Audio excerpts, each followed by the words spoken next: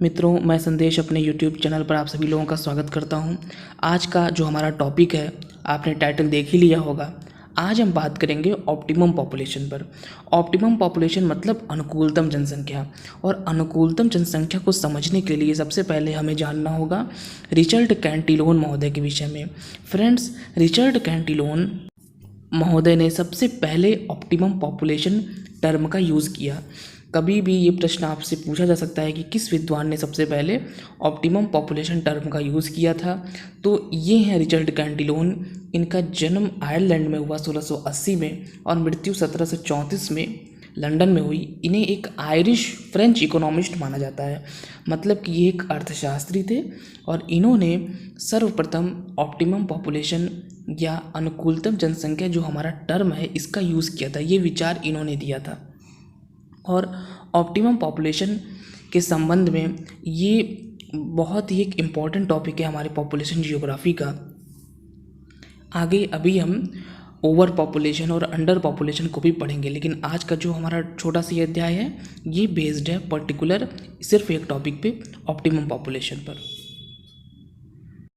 Friends, अगर हम optimum population को समझना चाहें बहुत ही सरल शब्दों में, तो आप खुद ही समझ सकते हैं। अनुकूलतम जनसंख्या का मतलब ये होता है कि जब जनसंख्या एक संतुलन की स्थिति में रहती है।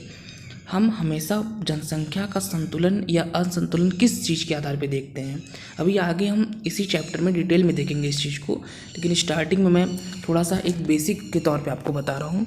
हम हमेशा जो हमारे रिसोर्सेज होते हैं, जो संसाधन होते हैं, उन्हीं से जनसंख्या की तुलना करते हैं और उसी के आधार पे हम कहते हैं कि ऑप्टिमम वाली कंडीशन है या ओवर पॉपुलेशन वाली स्थिति है या अंडर पॉपुलेशन वाली स्थिति है।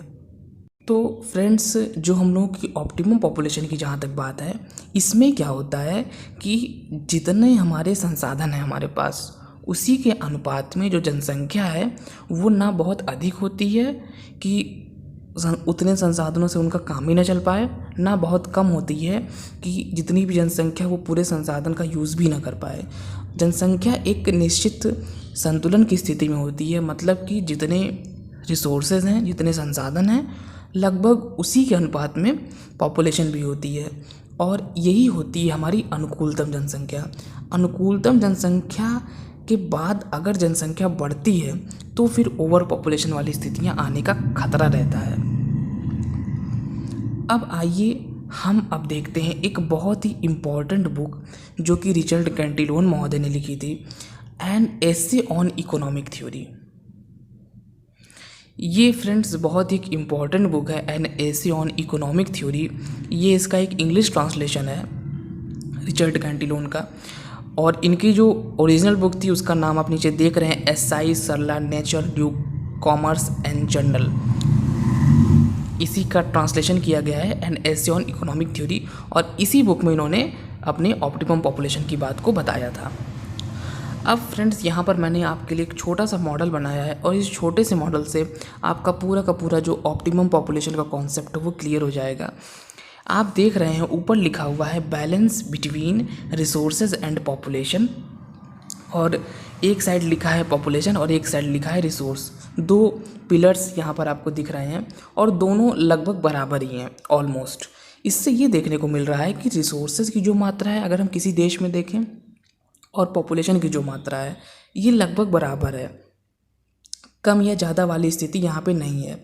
जितनी मात्रा में आपके रिसोर्सेज हैं लगभग उतनी ही मात्रा में पॉपुलेशन है। तो यही स्थिति होती है ऑप्टिमम पॉपुलेशन की, अनुकूलतम जनसंख्या की। ये एक आदर्श जनसंख्या होती है, एक आइडियल पॉपुलेशन होती है, और किसी क्षेत्र में जो रिसोर्सेज हैं उनके पूरी तरीके से उपयोग के लिए उपयुक्त होती है। अगर इससे ज़्यादा पॉपुलेशन हो जाएगी तो ओवर पॉपुलेशन की स्थिति हो जाएगी, इससे कम हो जाएगी तो अंडर पॉपुलेशन वाली स्थिति हो जाएगी। ऑप्टिमम पॉपुलेशन वाली जो स्थिति होती है वो बिल्कुल परफेक्ट होती है, जितने हमारे पास रिसोर्सेज हैं उतने ही हमारे पास पॉपुलेशन है। ये जब एक निश्चित संतुलन की स्थिति आ जाती है तो यही स्थिति कहलाती है ऑप्टिमम पॉपुलेशन की स्थिति। और इसमें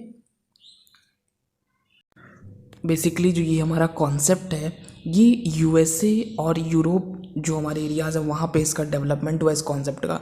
और बेसिकली अगर हम ध्यान से देखें तो जो हमारा यूरोप कॉन्टिनेंट है फ्रेंड्स, यूएसए में तो फिर भी जहाँ तक अगर हम ध्यान से देखेंगे तो यूएसए हमारा अगर हम देखें तो वहाँ पर ऑप्टिमम पॉपुलेशन वाली स्थिति उतनी आपको नहीं लगेगी, लेकिन जो हमारा यूरोप कॉन्टिनेंट है, यूरोप में ऑप्टिमम पॉपुलेशन सीधे सीधे आपको नज़र आएगी, क्योंकि वो बिल्कुल वहाँ जितने रिसोर्सेज हैं बिल्कुल उसी के अनुपात में वहाँ जनसंख्या भी है यूरोप में। यूरोप छोटा सा कॉन्टिनेंट है और वहाँ पे पॉपुलेशन की दृष्टि से देखें तो पॉपुलेशन बहुत अधिक तो नहीं है, लेकिन फिर भी उसकी साइज़ के अकॉर्डिंग पॉपुलेशन ठीक ठाक वहाँ पे निवास करती है।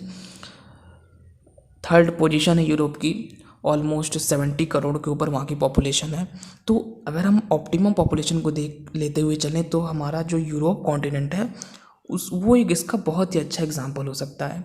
यूएसए को भी हम ले सकते हैं। यूएसए में भी इस तरह की स्थितियाँ हमें देखने को मिलेंगी कि रिसोर्सेज और पॉपुलेशन में हमें एक संतुलन की स्थिति देखने को मिलेगी। तो फ्रेंड्स, फ़िलहाल ये जो हम लोग का ऑप्टिमम पॉपुलेशन का अध्याय था ये यहीं पे समाप्त होता है। मैं इसको ज़्यादा लंबा नहीं खींच रहा हूँ, क्योंकि छोटा सा कॉन्सेप्ट था, मेन कॉन्सेप्ट मैंने आपको समझा दिया।